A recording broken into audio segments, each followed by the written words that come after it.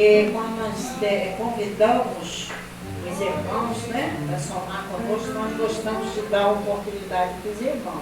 Eles já têm tempo, eu já avisei isso, né? E nós já vamos passar para a palavra do Senhor nesta noite, glória a Deus. E eu falei no início do culto, irmãos, né? Tinha irmãos que não tiveram chego ainda. E que hoje era culto também de ação de graça pela vida do meu esposo. Amém? Glória a Deus. Amém? Que meu esposo, vou contar para adiantar aqui rapidinho, ele é um pouco tímido, né? Meu irmão meu esposo tinha uma ferida muito grande na perna, muito grande mesmo. Tem até a foto ali, outro dia, a irmã Kátia apanhou a foto e falou assim, gente, o que é isso? Lembra, irmã Kátia? O que é isso? Eu falei, irmã Kátia, você vê a perna do meu esposo, tá aí dentro. Viu, irmãos? E não sarava de jeito nenhum, só o sangue de Jesus. Eu arrumava a cama lá, botava um lençol, no outro dia aquele lençol ficava todo sujo. Viu, irmão? Mas afundou a ferida de uma maneira tal que só Jesus, eu não sei como ele aguentava. E não ficou 1 ano nem 2 anos não, essa ferida não. Se não me engano, ficou o quê, filha? Acho que uns 10 anos, né? Olha, uma peleja.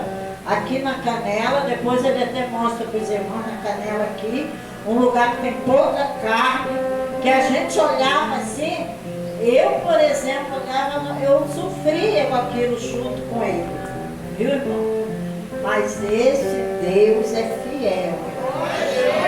Amém? Se a gente confiar, muitas das vezes o Senhor permite que passamos por algo para chegar aonde Jesus quer. Viu, irmãos? O Senhor tem operado maravilha nesse ministério. Infelizmente, tem bocas que se batem que não vê nada acontecer. Não vê, porque ela chega e não se liga e não recebe, irmão. Tivemos uma campanha agora aqui que terminou. O título da campanha foi Diabo, Sol, Pneu. Viu, irmãos?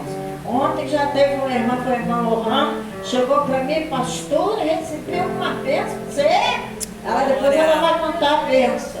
Então, só que eu sei, que eu não perguntei eles demais irmãos, foram 3 pessoas que receberam vitória. Amém. Viu, irmão? Mas quem não se liga, não recebe nada, né, pastor? Quem faz o milagre? Quem? João Pedro lá na igreja ele vai orar, mas ele é milagroso. O milagroso, quem faz milagre é Jesus. Então, irmão, Jesus é bom. Era uma coisa horrível. E outras bênçãos, viu, irmãos? E outras bênçãos. Graças a Deus, irmãos, eu tenho muita vitória. Muita vitória, viu?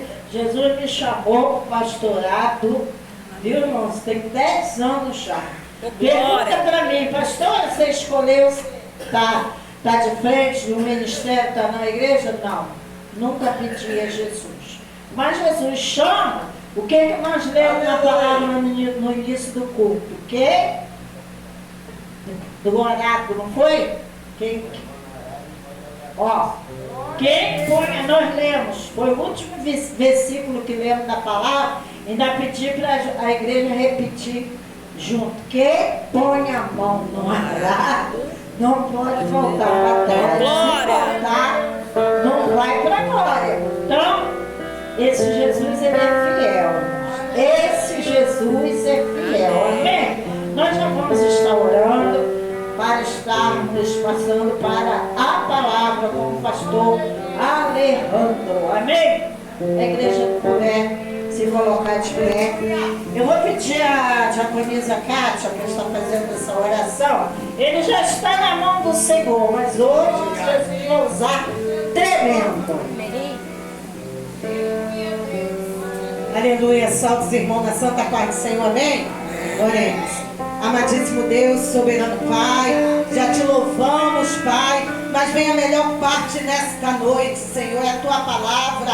A tua palavra diz, Senhor, conhecereis a verdade e a verdade vos libertará. E nesta noite, Senhor, fome para conhecer mais e mais da tua verdade, através da boca do teu servo. Meu Pai, eu entrego ele em tuas mãos, Senhor. Ah, Senhor, usa a mente, Senhor. Coloca as palavras na boca dele que tu queres, meu Pai, que nós ouvimos nesta noite. Pai, tira todo atrapalho, tira tudo que não provém de ti nesta noite.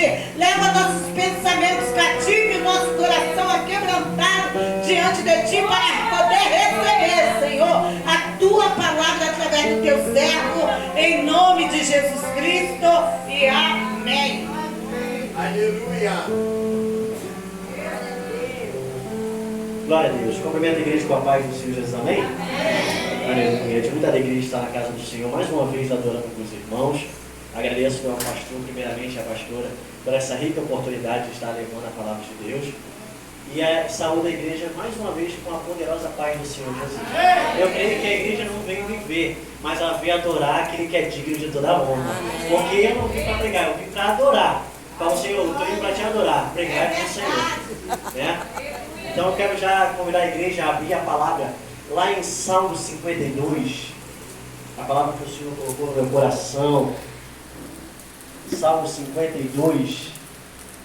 A palavra conhecida. Somente o versículo 1. Salmo 52, somente o versículo 1. Glória a Deus, aleluia. Peço à igreja que preste muita atenção na palavra, que a palavra não é eu falando, é a boca de Deus neste lugar. E eu creio que Deus ele tem falado desde o início. Quem está ligado, tem recebido. Glória a Deus. Amém? E a palavra do Senhor vai dizer assim: por que te glorias na maldade, ó homem poderoso? Pois a bondade de Deus dura para sempre. Pois a bondade de Deus dura para sempre. Podem sentar, glorificando o nome do Senhor. Glória a Deus. Essa palavra, assim, demora por causa do tempo, ela é muito interessante porque ela está falando de um homem chamado Doeg. Doeg, no tempo mais atual de hoje, ele era um fofoqueiro, um acusador, que tem o mesmo significado de Satanás, aquele que acusa e aquele que aponta. Doeg, ele era um dos mais fortes entre os pastores de Saul. Doeg, no Salmo 52, é muito interessante, porque ele está se vangloriando, ele está se orgulhando, ele está se exaltando por ter feito mal. E o que ele fez?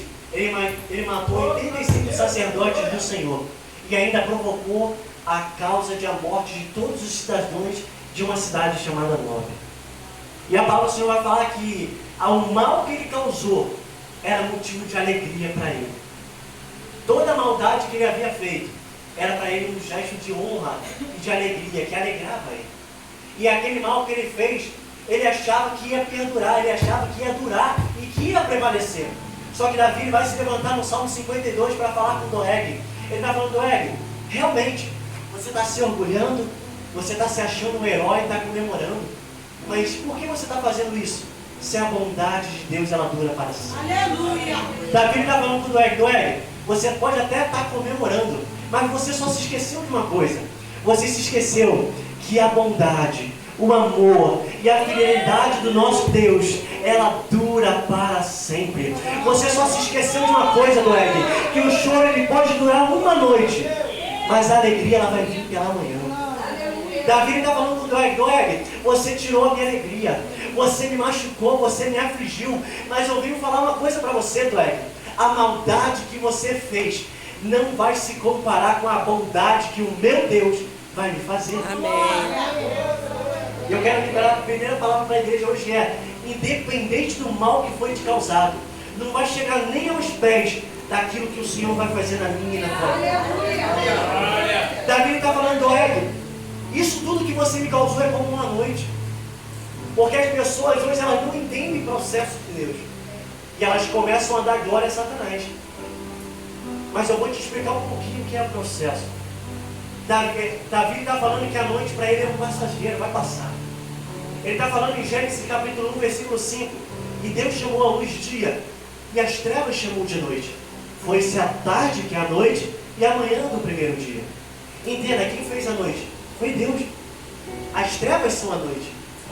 Só que a palavra, quando Deus ele fala isso, ele está falando: ainda que as trevas, a noite ela venha, ela não vai impedir o nascer do sol na minha e na tua vida.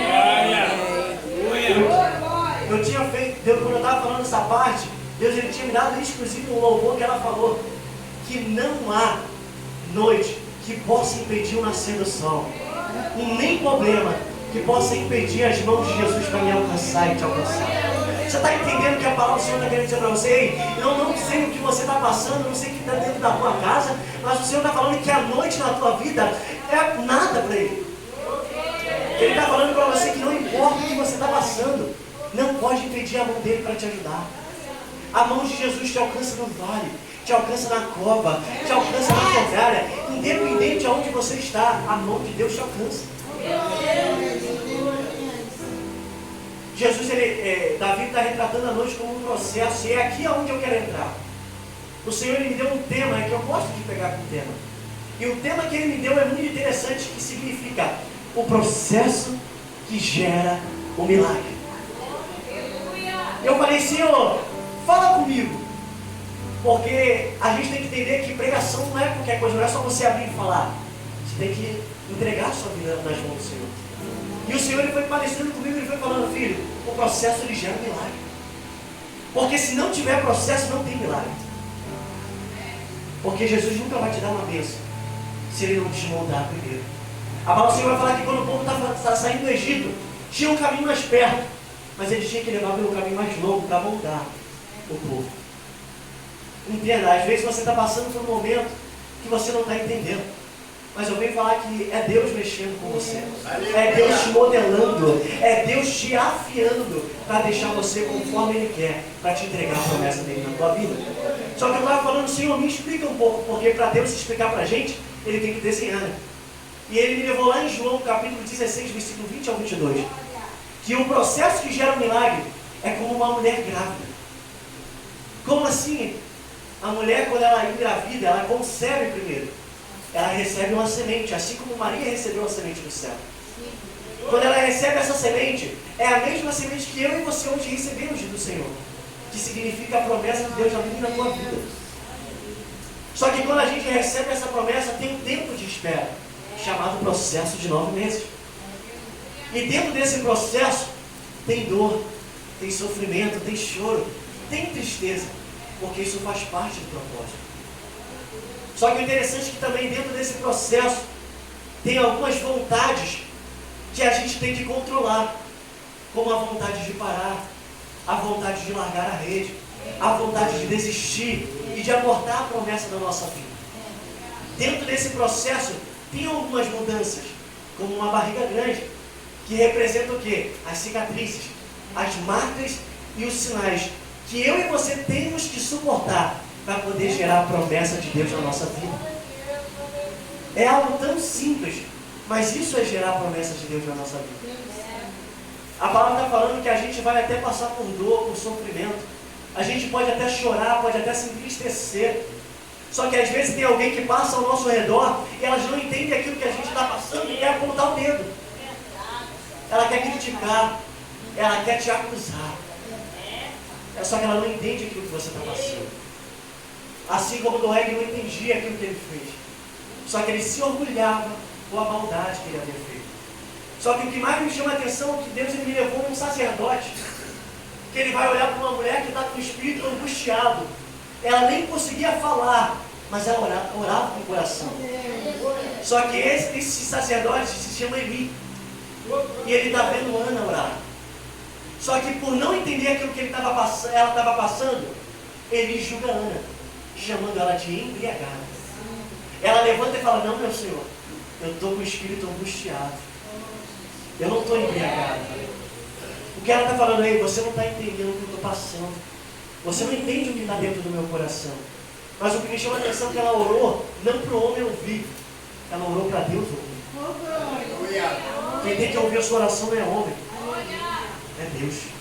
Porque o homem não vai entender e vai te julgar. Só que a história de Ana é muito interessante, porque a palavra do Senhor vai falar que Eucana, ele ia todo ano ao templo do Senhor que ficava em Siló, para adorar e sacrificar ao Senhor dos Exércitos. A palavra fala que Ana, ela era estéril, e Deus havia cerrado a sua mãe. Só que a sua rival, Penina, ela tinha filhos. E além de ter filhos, provocava ela excessivamente, toda vez que ela subia à casa de Deus. Lembrando ela que ela era infrutífera, infértil, que ela nunca teria aquilo que ela tem, filhos. Só que o que me chama a atenção é que Siló, em hebraico, Salá, representa descanso, mostrando que a casa de Deus era o único lugar onde Ana encontrava descanso dos olhares, das provocações, das indiretas que a sua rival lhe causava. E isso me chamou a atenção. Todo ano a Ana subia com um propósito à casa de Deus. Ela tinha fé que o milagre iria acontecer. Só que o interessante é que quando ela subia com um propósito à casa do Senhor, Penina a irritava no meio do caminho e fazia ela perder o propósito que ela subia. Ei, cuidado com as pessoas que têm te tirado do foco. Cuidado com as pessoas que têm tirado você da ligação. Muitas vezes você tem dado ouvido para quem não é para ouvir. Muitas vezes você tem emprestado o teu ouvido para quem não é para emprestar. E por conta disso, você tem perdido o propósito de Deus na tua vida. Só que é interessante que Ana, ela ia todo ano, e todo ano Deus não dava bênção para ela. Por quê? Porque ela não ligou o propósito dela com o propósito de Deus. E toda vez que você não liga o seu propósito com o propósito de Deus, você nunca vai receber a promessa de Deus na sua vida. A palavra vai falar que ela só recebeu quando ela fala: Senhor, se tu me deres um filho varão, eu te darei por todos os dias da sua vida.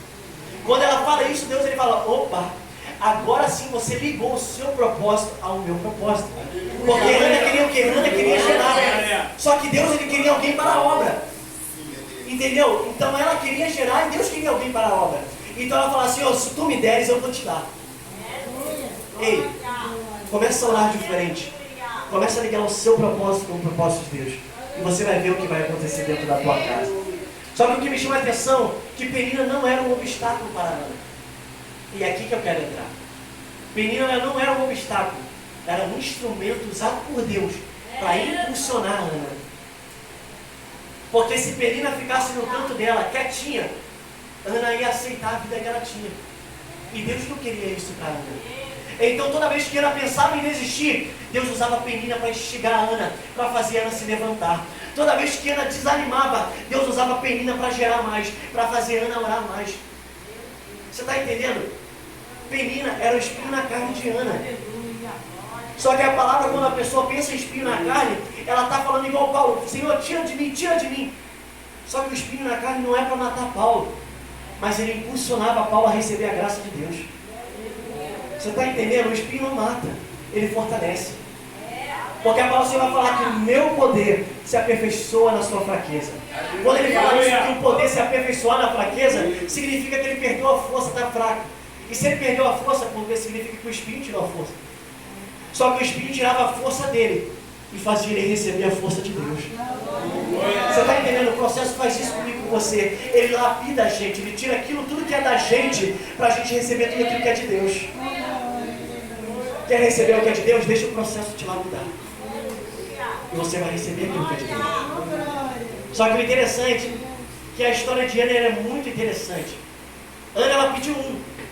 Só que eu estudando a Bíblia, ela recebe 6 vezes mais do que ela pediu. A palavra fala que ela tem 6 filhos, e ela pediu um. E a história dela termina com o significado do nome do esposo dela. Eucana, chamado também Zofai, que significa favo de mel. Ana estava passando por um momento de amargura, de dor, de sofrimento. Só que Deus ele não entregou o doce para ela ainda, porque se Deus ele entrega o doce para a gente, sem a gente provar o amargo, a gente não dá valor. Só dá valor ao doce quem provou o amargo. Porque se você não provar, você não passar pelo processo, se você não passar pelo vale, você não vai dar valor àquilo que Deus está entregando. Eu venho falar para você que o doce, uma hora ele vai chegar, mas primeiro você tem que provar o amargo. É Deus preparando a sua boca, porque uma hora o doce vai chegar. Porque até as águas de mar ficaram doce. Então eu creio que até a nossa vida ela pode ficar doce também. Só que é interessante que o Senhor tem falado: filho, o processo que eu dou para vocês não é para matar vocês. Eu estou usando para impulsionar. Eu estou usando para te fazer crescer. E aí em Isaías capítulo 49, que ele chama a gente como uma flecha na mão dele. Mas primeiro a flecha, antes de sair para o arco, ele tem que lapidar a flecha, ele tem que lixar a flecha. E E nisso que ele está lixando a flecha, só sai da mão dele quando está afiada. Só que tem gente que quer sair no meio do processo e não fica afiado. Ei, se você sair antes do processo, você não acerta o alvo, porque não está afiado. Deixa Deus te lapidar, porque quando Ele te afiar, Ele vai te colocar na aljava. Mas quando Ele te colocar na aljava, Ele não se esqueceu de você. Ele vai te pegar uma hora, vai te colocar no arco e vai te puxar para trás. É nesse momento que você vai ver, quando Ele está te puxando para trás, você vai ver o irmão passando na sua frente, você vai ver alguém passando naquela porta que você pensava que era para você, você vai ver alguém sendo abençoada e você vai perguntar: Deus, e eu? Deus está falando: calma, eu estou te posicionando porque você vai mais longe. Só que você não sabe pedir, você não sabe orar, e muitas vezes você tem pedido para sair agora. Mas Deus está falando: filho, eu quero te levar além. Ei, o que eu tenho para você é além. Ele só foi até aqui, eu quero que você vá além. Mas você quer sair do processo. Ei, o processo só vai te fazer crescer. O processo é para te ajudar, não é para te matar. O processo, ele gera milagre. Só que eu vou explicar um pouquinho o que é milagre. Milagre no hebraico significa nes, que tem duas letras que significam nona, vida, e samer, apoio e suporte. Então milagre é um suporte para a vida.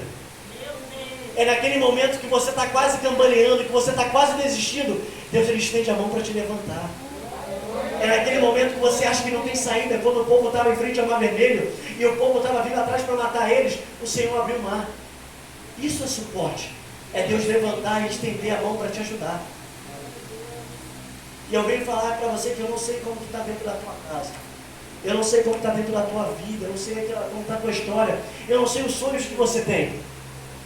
Mas eu venho falar para você que para Jesus a tua história nunca vai ter um fim. Mas para o homem, eles fazem igual eles fizeram com a mulher, a filha de Jairo. Vão enterrar logo, porque morreu. Porque o homem, ele quer ver a gente na sepultura. Ele quer ver a gente embaixo da terra. Ele quer ver a tua casa destruída, os teus sonhos mortos e você na miséria.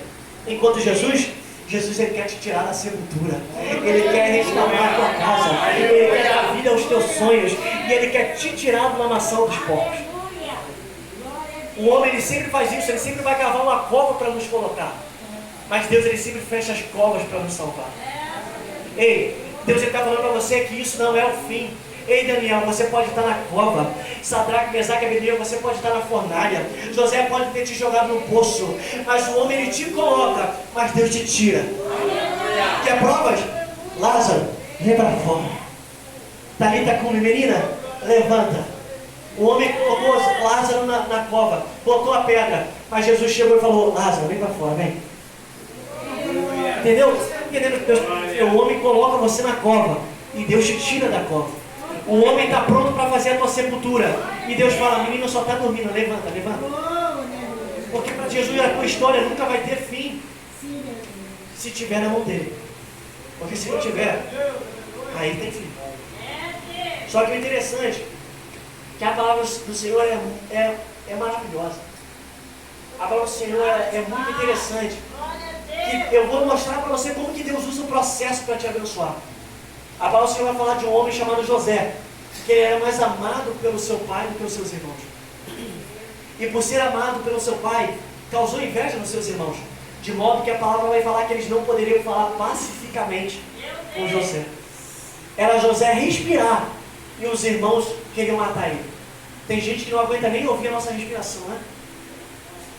Só que o interessante é que além de ele ser amado, ele sonhava. Ele fazia aquilo que os irmãos não conseguiam fazer, sonhar.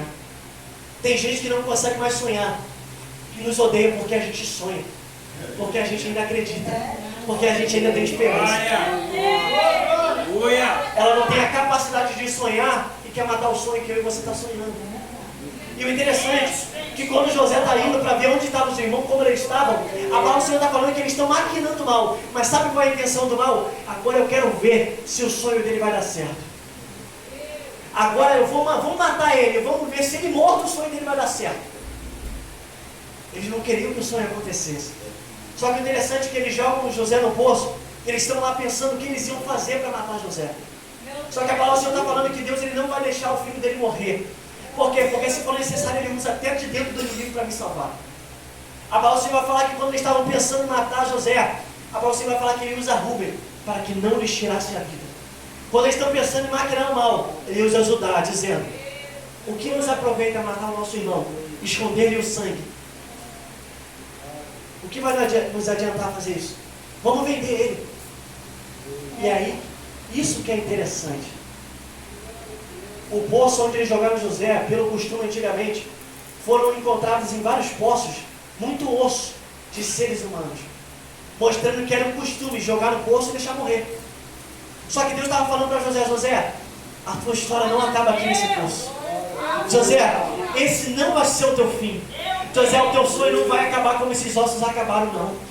Por quê? Porque o Senhor está falando: José, o teu sonho não vai acabar aqui. Daniel, o teu sonho não vai acabar na cova. Sadraque, Mesaque, o teu sonho não vai acabar na fornalha. Mas eu vou entender. Sabe o que isso quer dizer? Significa que Deus está falando que a fornalha, a cova, o poço, não é para te matar. Mas Deus está usando aqueles que mais desacreditam para te plantar. Porque eu venho falar uma pergunta que quem já plantou uma planta, uma semente, o que você faz pela primeira vez? Você cava. Quando você cava, você coloca a semente e tampa. Às vezes as pessoas te cavaram, te colocaram e tamparam. Mas eu vim falar para você que elas não estão te matando, elas estão te plantando. Passe a enxergar um problema diferente. Aquelas pessoas que olham para você de cara feia, aquelas pessoas que têm inveja, aquelas pessoas que falam no WhatsApp, no YouTube, que quer falar sobre a ventinha direta, ei, é Deus usando isso como adubo para botar na sua semente. Porque a palavra do Senhor vai falar que ele não impede Balaão de profetizar, mas ele reverte a maldição em bênção.